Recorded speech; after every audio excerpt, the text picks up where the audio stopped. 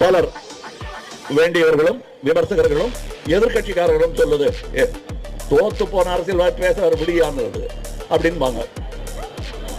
நான் எப்படி தோத்து போனேன் என்பதை நான் உணர்கிறேன் என்பதை உங்களுக்கு சொல்லுகிறேன்.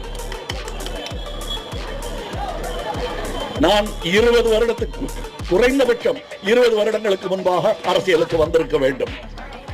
அது வர தவறினேன் என்பதுதான் எனக்கு தோல்வியாகப்படுகிறது. அப்படி வந்திருந்தால் இன்று நான் நின்று பேசிக் கொண்டிருக்கும் வார்த்தைகளும் இடமும் வேறாக இருக்கும்.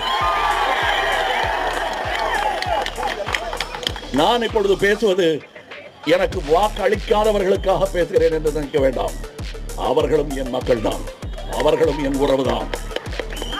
வாக்களித்தவர்கள் போக இந்த டெமோக்ரசி என்பது பாக்கி 49% கவனிக்காமல் விடுவதல்ல. அவர்களும் இருக்கிறார்கள் என்பதை நினைவில் கொள்ள வேண்டும். அது